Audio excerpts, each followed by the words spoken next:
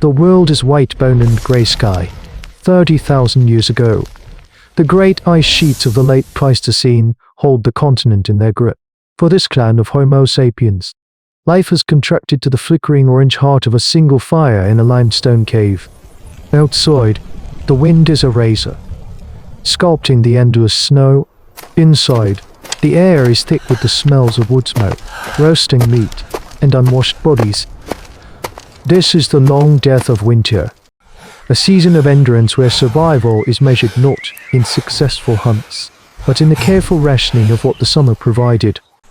Their very existence is a masterclass in survival skills, a delicate balance of shared warmth and shared resources. This is the reality of prehistoric life. At the back of the cave, in the deepest cold where the permafrost never yields, is the larder, the cache. It is the clan's soul, a pit lined with stones containing their collective future. Frozen haunches of reindeer, stacks of stiffened fish, and tightly woven baskets of dried berries and roots. The elder, Len, is its keeper. Her face, a mask of wrinkles etched by 100 seasons, holds the memory of every famine.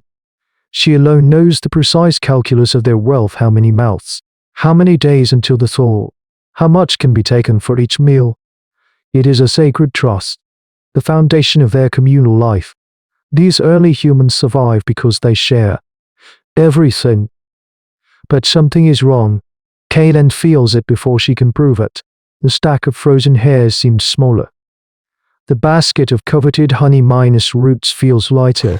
For 2 days, she watches, silent. Then, with a piece of charcoal on a flat stone, she makes the marks. A simple, brutal arithmetic that is a cornerstone of human evolution. The food is vanishing faster than the clan is eating it. There is a thief among them. The thought is so alien, so corrosive, it feels like a physical sickness. In a world where the group is the only shield against extinction, a secret act of selfishness is not just a crime. It is a betrayal of the very principle of their humanity, a dark turn in their hominid history. The poison seeps into the cave's smoky air. Kaylin's quiet, watchful gaze does not go unnoticed. A careless laugh dies in the throat. The easy rhythm of work, the endless scraping of hides, the sharpening of gravity and flint points, the mending of clothes with fine bone needles become strained. Eyes that once met in solidarity now slide away. A hunter gnawing on a rib feels the weight of his neighbor's stare. A mother nursing her child wonders if the hunger in another's eyes is turning to accusation. The primal fear is no longer of the cave bears that roam the frozen wastes, but of the person huddled next to you in the dark. The enemy is inside the walls, and it wears a familiar face. For 3 more days, the whispers are the only thing that fills the cave. The unspoken accusation hangs heavier than the smoke from the fire. Kaylin knows that suspicion is a rot that will consume them faster than any famine. A hard choice must be made, a violation that is also a desperate act of preservation. On the 4th morning, she does not distribute the meager morning meal. She stands before the central hearth, her face grim in the half-minded light, and holds up the tally stone for all to see. There is no need for words. The start. Black marks tell the story. The gasps are short, fearful. The truth is now a shared wound. Then, she picks up a single burning stick from the fire and begins to walk.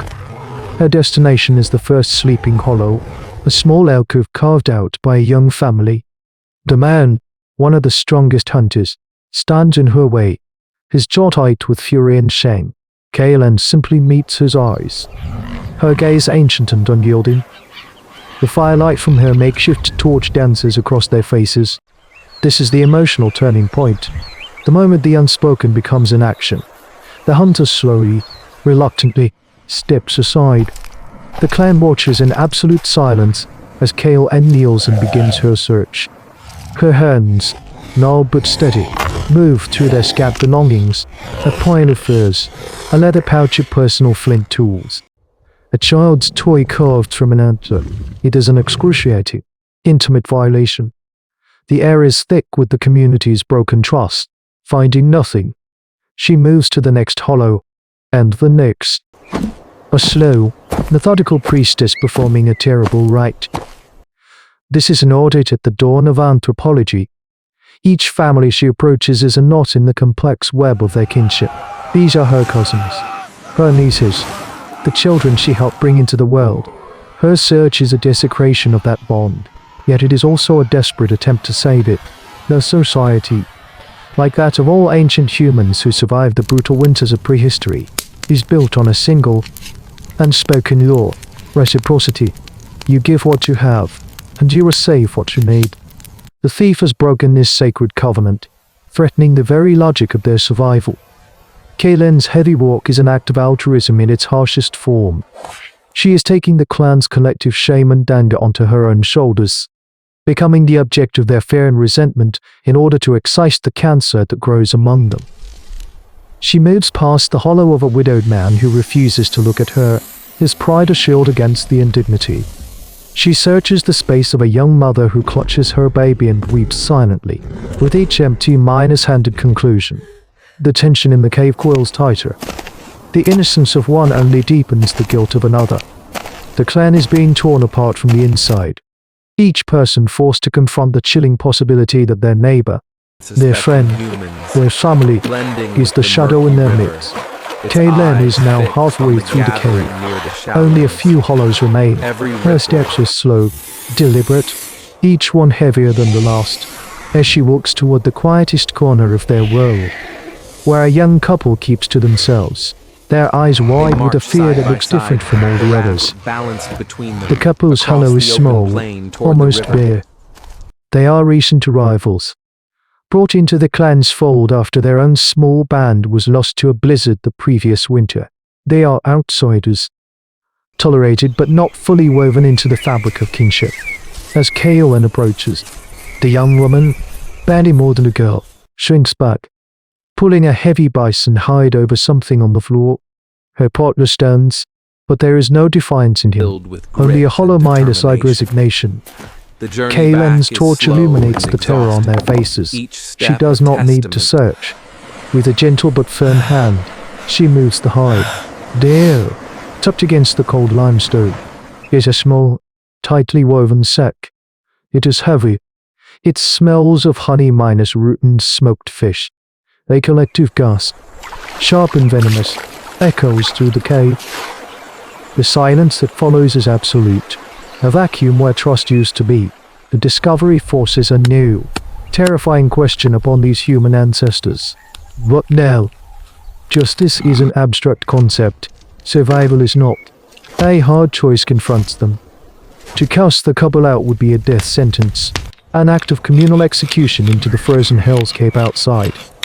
But to let the transgression pass would dissolve the unspoken laws that bind them.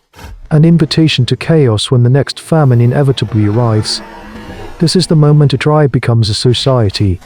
The moment instinct must give way to a deliberate social contract. For the first time, these Homo sapiens must grapple not with the beast of the wild, but with the beast of injustice within their own ranks. Their human evolution is taking a leap not of biology, but of ethics. Kaylen does not speak. She picks up the stolen sack and walks back to the communal cache, placing it back where it belongs. Then she turns to face the clan. The young couple is on their knees now, awaiting judgment. The hunters are clenching their spears, their faces hard as the flint tips. A quiet debate, carried in guttural sounds and urgent gestures, ripples through the group. Some point to the cave entrance, their meaning clear. Ostracism, banishment. Others shake their heads, glancing at their own hungry children. Their expressions a complex mixture of pity and fear. It is Kaylen who makes the final decision, a judgment of profound foresight. She walks to the kneeling man and holds out a flint scraper. Then she points to the pile of stiff, greasy hides waiting to be worked. She looks at the young woman and points to the grinding stones. Their punishment will not be death, but debt. They will work twice as hard. They will eat last. They will be given the coldest, most difficult tasks until their debt to the community is repaid, not in food, but in labor and humility. It is a judgment that reaffirms the group's authority while preserving the lives of its members. The verdict is a bitter root, but it is one the clan can swallow. It is the birth of law, a system designed to mend the tears in the social fabric rather than simply cutting them out. As the couple moves to begin their long penance, a new, fragile equilibrium settles over the cave. The trust is not magically restored, but a path toward it has been laid. They have looked into the shadow of their own nature and, to now, have chosen the difficult, complex path of community over the simple, brutal logic of expulsion. This quiet, tense drama, played out in the flickering firelight of a forgotten cave, is a cornerstone of our own civilization. The challenge was not a mammoth or a flood, but a profound question of social mechanics. How does a group regulate itself? What we have just witnessed is the forging of the first law, an invisible but powerful piece of primitive technology designed to manage the most dangerous beast of all, human self-interest. The invention of the spear allowed us to kill at a distance. The invention of justice allowed us to live together.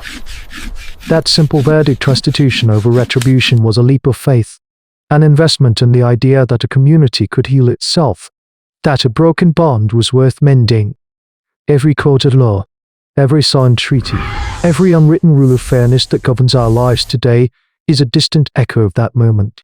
They chose to believe that their shared future was more valuable than their immediate anger.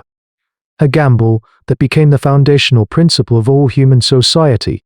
We are the children of that choice, living in a world built not on the strength of individuals, but on the fragile, endlessly negotiated trust between them. Have we maintained the wisdom of that ancient verdict? The past is a foreign country, but its laws are written in our bones. The silence of the snow holds its own stories.